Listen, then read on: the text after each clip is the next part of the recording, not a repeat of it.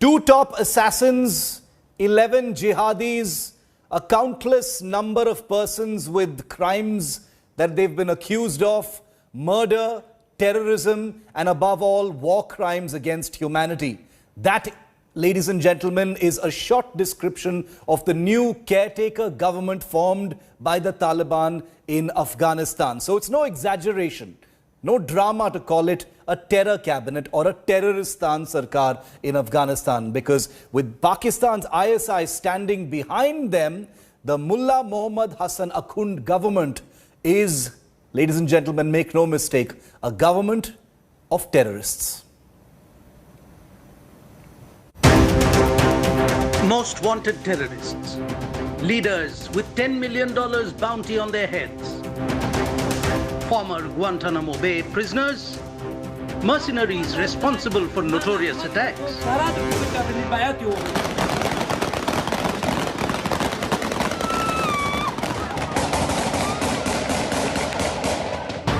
No, we are not talking about a terror organization, but the men who will now run Afghanistan.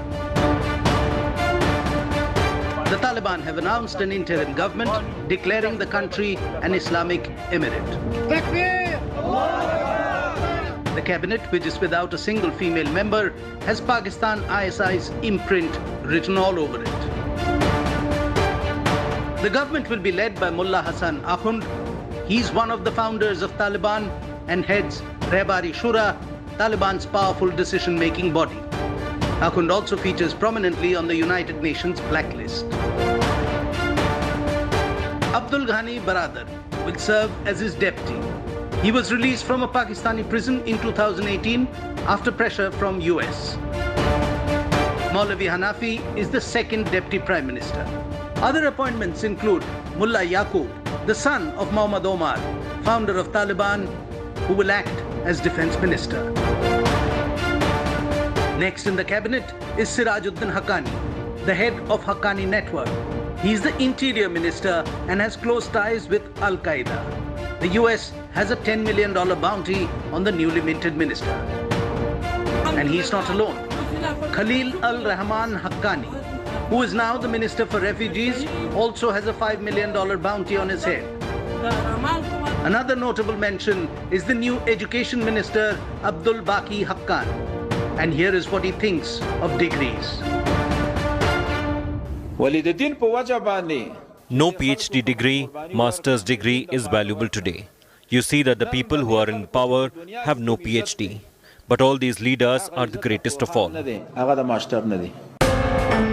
came the bizarre diktat from Taliban Cultural Commission head, who banned women from participating in sports, claiming that it would expose their bodies to the media. The Resistance Front, which are still fighting the Taliban from Panjshir, have called the cabinet illegal.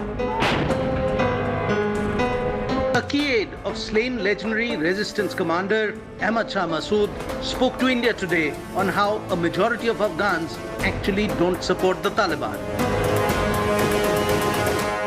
Their heads are high, higher than before, and they indeed inspired other terrorist organizations in the world to wake up. We have now Afghanistan in our hand, which is not true. They have the land, not the people. The Taliban are trying an image makeover, promising rights to women and minorities, among other things. But if this cabinet is anything to go by, they are clearly not walking the talk. Is this a simple case of old wine in new bottle? Bureau Report, India Today.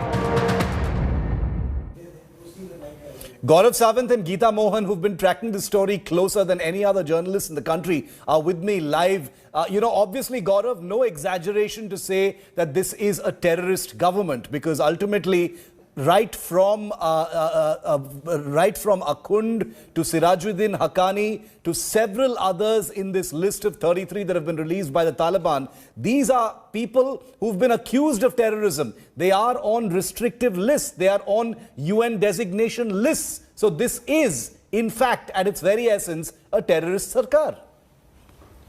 This practically is, Shiv. Now, when you look at ground realities, the top man, Mullah Hasan Akhund, he has been on the UN designated list. He's the man who was responsible for the Bamiyan Buddhas being brought down. Look at the number 2 man. The number 2 man, Mullah Baradar, again was once sanctioned by the United States. Sirajuddin Haqqani, not only sanctioned by the United States, but also has a $5 million bounty on him. The FBI is tracing him. So when you look at this entire list, Shiv, this has Pakistan ISI's fingerprints all over it. And when you talk about terror, then there are several on this list who are wanted for crimes or for being associated either with Taliban, Al-Qaeda, Jaish-e-Mohammed or terrorist organizations. So this is an organization that the US was hunting for decades, now may just be forced to do business with. Geeta, this caretaker government or so-called caretaker government, has led to reactions all around the world for, keeping out women, keeping out minorities. I'm actually laughing at people who are expecting anything of that kind in a sarkar formed by the Taliban. But even by the low standards of expectations that, you and I would probably have from the Taliban, from a sarkar of this kind, they've pretty much populated it with, the top terrorists, the people who've been, directly involved with making Afghanistan a safe haven for terrorist groups, including the Al-Qaeda, over the last 2 decades. They've all been rewarded now with mantri cabinets. Well, I have 2 very important points to make, Shiv. One, on a lighter note, the joke that's moving around on social media and reactions that are coming in to one name, that is the Interior Minister of Afghanistan, is that the minister has not shown himself yet because he's very busy looking for himself. That's the man we're talking about, Sirajuddin Haqqani. But that's on a lighter note. The second point I'd really like to make is with regards to what you just pointed out, a very serious concern regarding women. We've seen very brave women come out, but there's very little bit of respect from a government whose representative on the first day of governance says that women cannot join the sports arena. They cannot be a part of any sporting fraternity. There's a joke going around that most of the Afghan women, sports women, have already fled Afghanistan. So there is no one over there to represent Afghanistan anywhere. So while we are speaking on a lighter note, the seriousness of the matter is that security is going to be a huge concern with Sirajuddin Haqqani at the helm of affairs. And for women, it is going to be a very, very tough uphill task to even have a life with dignity. And it's only going to get worse. This is a caretaker government, which means, when the actual government is formed, the Taliban might have even more terrorists, even more possible representatives, from the Haqqani faction at this point of time. But, all expectations that the Baradar, that Mullah Baradar was going to be the Prime Minister have been set aside. And even bigger terrorist, Akhund, is now the de facto Prime Minister of Afghanistan. Incredible development in this terroristan sarkar. I'm bringing in Govt Sawant once again now because he's got the lowdown of what this entire government structure in Afghanistan looks like. And pay very close attention, ladies and gentlemen, to what Gaurav says, because much of this has to do with the security of India as well. Gaurav, take it away. Let me now get you details of Taliban's terror government, Taliban's terror list. And let's start right from the top. Let's start with Mullah Hasan Akhund. Who is he? He's one of the co-founders of Taliban, listed as a terrorist by the United Nations. He was heading the Rehbari Shura, very deeply involved with the Quetta Shura. But here was a man who stands accused of being involved in using tanks, artillery shells and anti-aircraft guns for the destruction of the historical Bamiyan Buddhas in 2001. A radical Islamist hardliner. He's a compromise candidate for the simple reason that Pakistan's ISI did not want Mullah Baradar. The Americans wanted Mullah Baradar is what is being said. But when there was a compromise between Taliban's leadership and Pakistan's ISI, it was Mullah Akhund. Let's come to the number 2, the Deputy Prime Minister, Mullah Abdul Ghani Baradar, a co-founder, brother-in-law incidentally of the founder of Taliban, Mullah Omar. again was on the sanctions list. He was arrested in 2010 by Pakistan's ISI. Why? Because ISI was suspicious of his independent negotiations with the people of Afghanistan. He was freed finally in 2018 and then led negotiations with the United States. Maulvi Hanafi, or Mullah Hanafi, the second deputy prime minister, was the education minister in the first Taliban government, again was on the sanctions list. He incidentally is one of the two ethnic Uzbeks in this government. He's alleged to have run a drug racket, a gun racket to raise revenue for the Taliban. Mullah Yaqub, he's a man to look out for, the defense minister of the Taliban government, son of the founder of Taliban, Mullah Omar. He is the military operations commander, now said to be extremely ambitious, and he hopes to head the Taliban. He's in charge of Kandahar, and as of now, from what intelligence inputs seem to indicate, that he is suspicious of the growing clout of the Haqqani network. He incidentally is not on the UN sanctions list. The man Pakistan is desperate to ensure that he calls the shots in Afghanistan is Sirajuddin Haqqani, the interior minister of Afghanistan. He is the head of the Haqqani network. US placed a $10 million bounty on his head, very close to Pakistan's ISI, and ISI is ensuring that his sphere of influence is all the way from the AFPAC border up to Kabul. Khalilur Rahman Haqqani, Minister for Refugees, again a leader of the Haqqani network. The US has a $5 million bounty on his head, again one of the most wanted terrorists and a fundraiser for the Haqqani network, and related, he's one of the uncles of Sirajuddin Haqqani. Let's now talk about the foreign minister, Amir Khan Muttaqi. Now, he was the Minister of Culture and Information in the first Taliban government, again has been on the sanctions list. Sher Abbas Stanikzai, the Deputy Foreign Minister. Now, this man was trained by the Indian Military Academy in Dehradun, was one of the Taliban fighters, fought against the Soviets, but was one of the key negotiators at Doha, considered close to Mullah Biradar. Pakistan is suspicious of him also because he reached out to the Indian government, had a chat with the Indian ambassador in Doha. He too has been relegated and is Deputy Foreign Minister of Afghanistan.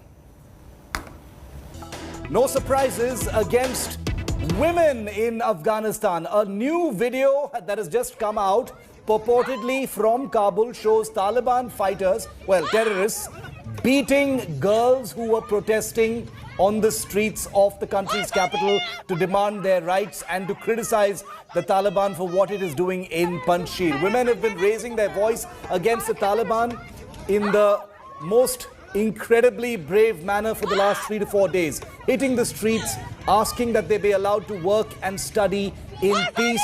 And now a video, one of several videos that have come out of the women being attacked. Take a look.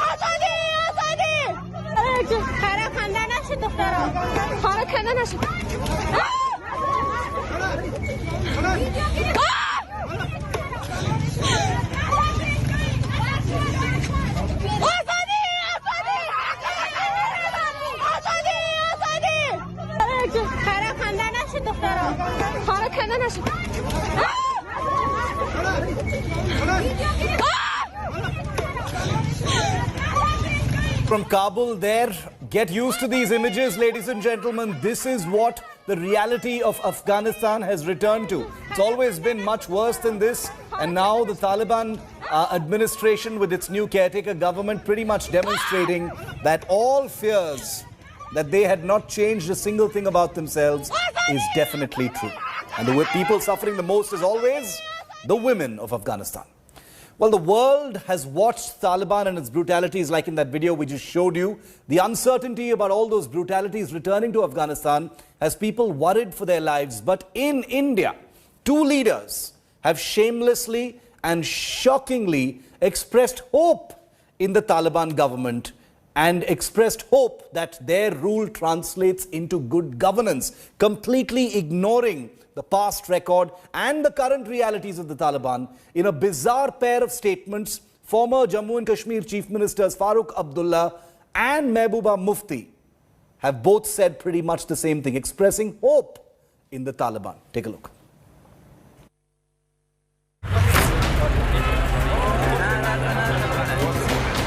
Intimidation, oppression, and gender crimes against women. Brutal, oppressive, and medieval ways of the radical Islamist Taliban regime ruling Afghanistan by force without a mandate. But all the horrors of dark age emanating from Kabul have not deterred former Jammu and Kashmir Chief Minister Farooq Abdullah from backing the Taliban. He shockingly believes that Taliban translates to good governance. उन्हें अब उस मुल्क को संभालना है जो वहाँ पे आए हैं। मैं ये उम्मीद करूँगा कि वो इंसाफ हर एक से करेंगे और एक अच्छी हुकूमत चलाएंगे। The National Conference Supremo, in a brazen defense, fully endorsed the Islamic Emirate government, comprising UN-designated terrorists, saying Taliban rule will be as per Islamic principles. देखिए, अफगानिस्तान एक अलग मुल्क है और उन्हें अब उस मुल्क को संभालना है जो वहाँ पे आए हैं। मैं ये उम्मीद करूँगा कि वो इंसाफ हर एक से करेंगे और एक अच्छी हुकूमत चलाएंगे जिसमें वो इंसानी हकूक़ को मद्देनज़र रखेंगे और इस्लामी उसूल पे चलाएंगे। मैं साथ साथ ये भी कहूँगा कि उन्हें कोशिश करनी चाहिए हर मुल्क के साथ अपने दोस्ताना ताल्लुक़ पैदा करने की। The BJP termed Farooq a Taliban backer and advised him to leave international affairs to the government. Mr. Farooq Abdullah should realize that to comment on international relations and to comment on affairs of other countries is not the job of a former chief minister. It is the job of the Ministry of External Affairs and Government of India. He will be better advised to exercise restraint and not play to the gallery by trying to sound soft or to be seen as legitimizing what's happening in other countries.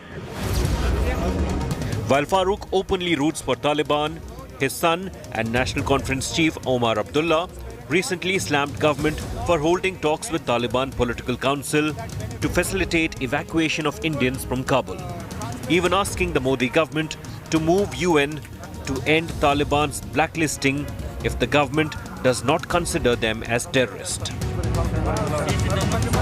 You can't have different yardsticks for different organizations. If they're a terror organization, why are you talking to them? If they are not a terror organization, why are you banning their bank accounts? Why are you not recognizing their government? Make up your mind what it is. I am not the decision maker. Another Jammu and Kashmir leader, Mehbooba Mufti, had earlier threatened centre, warning of a Taliban-like situation in Kashmir.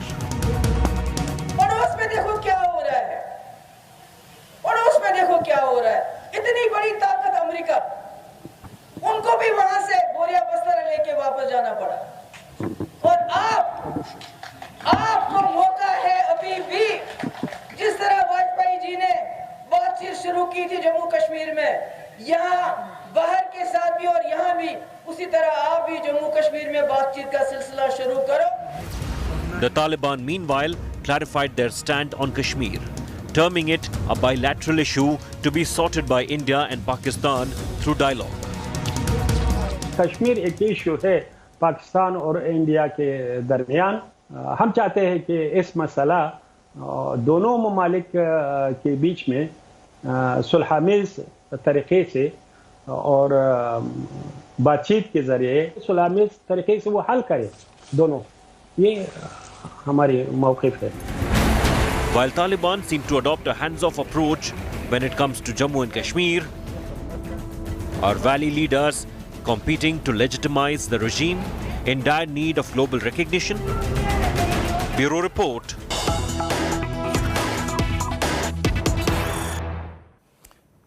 And after Farooq Abdullah, another former chief minister and another member of the Govt group, Mehbooba Mufti, normalizing Taliban terror regime. Mehbooba Mufti says if the Taliban will follow real Islam, they can become an example in the whole world and then have relations with other countries. An incredible, shameful, shameless and deliberate whitewashing of the Taliban's true reality. She says the Taliban has now become a reality and they should ensure that their earlier image, which was against humanity and basic rights, now if they want to rule Afghanistan, they should follow the real Sharia rules, which includes rights for women, not the ones they say, then only then that they can have relations with other countries. देखिए, मैं ये समझती हूँ कि तालिबान एक हकीकत बन के सामने आ रहा है और उनको चाहिए कि जो उनकी जो पहली बारी में उनकी जो इमेज बनी है वो बहुत ही इंसानों के ख़िलाफ़ थी, ह्यूमैनिटेरियन राइट्स के ख़िलाफ़ थी। और अब की बार अगर वो आए हैं और हुकूमत करना चाहते हैं अफ़गानिस्तान में, तो उन्होंने वाकई जो इस्लामी जो शरिया जो कहता है असली, ये नहीं जो वो कहते हैं, जो हमारे कुरान शरीफ में है, जिसमें औरतों के हुकूक हैं, औरतों के राइट्स हैं, बच्चों के राइट्स हैं, बूढ़ों के राइट्स हैं, तो अगर वो वाकई उस पर अमल करना चाहते हैं तो मुझे लगता है वो दुनिया के लिए एक मिसाल बन सकते हैं। First Indian journalist in Afghanistan this year ahead of the Taliban taking power is with me live. Ashraf, both Farooq Abdullah and Mehbooba Mufti wading into this entire controversy. The Taliban clearly showing that its reality has not changed, and yet you have these two leaders expressing some kind of hope that they have changed their colors. Absolutely, Shiv. Basically, these both former chief ministers of Jammu and Kashmir are now politicizing because they need the space in the politics in the country, particularly regarding the Jammu and Kashmir. That is why these statements are coming out from both these leaders. Earlier in the day, Farooq Abdullah said when he was attending the function of birth anniversary of the party founder, National Conference, Sheikh Mohammed Abdullah, he said there that he is hopeful that Taliban rule will be better now, and they should also give the space for the women and the minorities. That is one kind of endorsement by the Farooq Abdullah. Then later in the day, when Mehbooba Mufti was in Kulgam on some personal visit, she just said that the Taliban should follow the actual Sharia that gives the rights to the women and the minorities. But one thing is clear, that the both leaders should understand that in the Jammu and Kashmir is the only state which will have the impact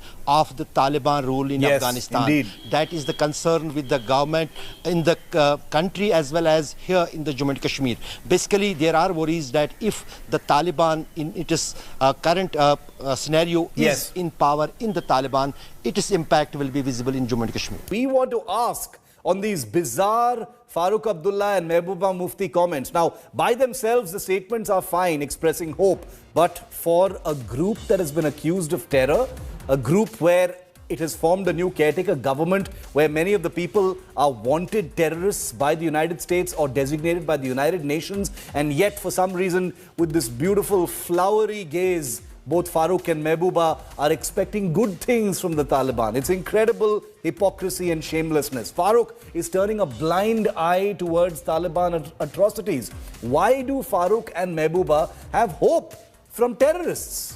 Please explain that to us.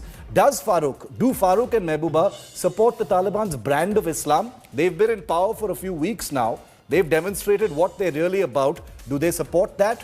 Has Farooq and Mehbooba whitewashed and normalized the Taliban? Is Farooq and Mehbooba's hope from the Taliban a symptom of political frustration? Is it political frustration where they feel the need to express hope from a gang of thugs and terrorists like the Taliban? Let me remind both Farooq Abdullah and Mehbooba Mufti and those supporting them, including the National Conference, who have said that the media is twisting Farooq Abdullah's words. Let's remind you what your leaders have basically whitewashed. You've whitewashed war crimes against minorities. Mehbooba and Farooq have whitewashed the organized abuse of women by the Taliban, including what's happening in Kabul today. You have whitewashed the bestial cruelty towards women all across Afghanistan for 20 years.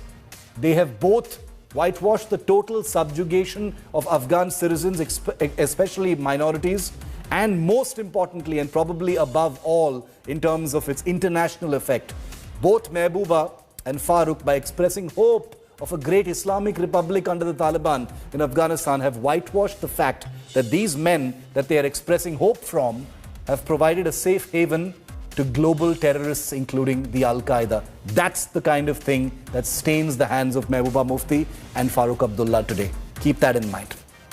Now, the resistance front in Panjshir province of North Afghanistan has announced that it will form a parallel government in the country. Reacting to this new terror sarkar that's been announced by the Islamic Emirate of Afghanistan, the resistance front led by Ahmad Massoud, son of Ahmad Shah Massoud, the famous guerrilla leader who was assassinated by the Al-Qaeda in 2001, has said that it will form a parallel government after consultation with political leaders. The front named the Taliban's caretaker government as illegitimate and an enemy of the people of Afghanistan. The resistance forces have also urged the UN and other international groupings to refrain from diplomatic ties with the Taliban in Kabul. They've sought support of the international community to resist the Taliban terrorists. This statement comes 2 days after the Taliban claimed complete control of the Panjshir Valley, even as the resistance forces held that their fighters are continuing to resist from up in the mountains. Now, some reports are emerging that the Taliban is stopping Afghans and Americans from leaving Afghanistan via the Mazar-e-Sharif International Airport. Varying reports suggest that anywhere between 600 and 1,300 persons have been stranded, with at least 19 to 50 Americans among those stranded because the Taliban isn't allowing the jets to depart. It's not a hostage crisis because the US State Department says they're in touch with the people, but you can imagine what's going on the ground with the Taliban not allowing those aircraft to take off. This is the Mazar-e-Sharif Airport in northern Afghanistan. In this satellite picture from September the 3rd, 6 chartered passenger jets sit on the apron, 2 big airliners and 4 smaller ones. All 6 reportedly denied permission to take off for over a week now. Varying reports suggest that anywhere between 600 and 1,300 persons are stranded because the Taliban isn't allowing the jets to leave. Al Jazeera and Reuters report that the unsettling situation has arisen from confusion between the Taliban and US officials, with at least 19 Americans among those stranded. But most of the stranded are understood to be young Afghan women, part of a US NGO called Ascend, training them in leadership and outdoor skills like mountaineering, and now looking to get them out of the country. News agencies quote the NGO's chief, American citizen Marina Legree, as saying that the Taliban has simply refused to allow the aircraft to leave. Not quite a hostage crisis, but forcibly denied permission to take off for over a week in a country that's now in the hands of terrorists, and you can imagine the mental state of those at the airport here. The US State Department has denied any hostage crisis and said it is in touch with every citizen on the ground. We have been assured again that all American citizens and Afghan citizens with valid travel documents will be allowed to leave. And again, we intend to hold the Taliban to that. They've upheld that commitment in at least one instance in the last 24 hours. What's more unsettling, most of the young Afghans reportedly stranded are Hazaras, an ethnic minority that has been brutalized by the Taliban in the past. What's even worse, the stranded group was reportedly asked to shift base to Kabul a few days ago, over 400 kilometers away, and get onto one of the US C-17s departing with hundreds of persons. But they were unable to do so because of the chaos. So you can only imagine what's going through the minds of the US citizens now stuck in Afghanistan after the US military flew out their last planes, and saddled with a huge group of minorities who've been savaged by the Taliban in the past. Will confusion and fear pave way for their flight to freedom soon? Bureau Report, India Today.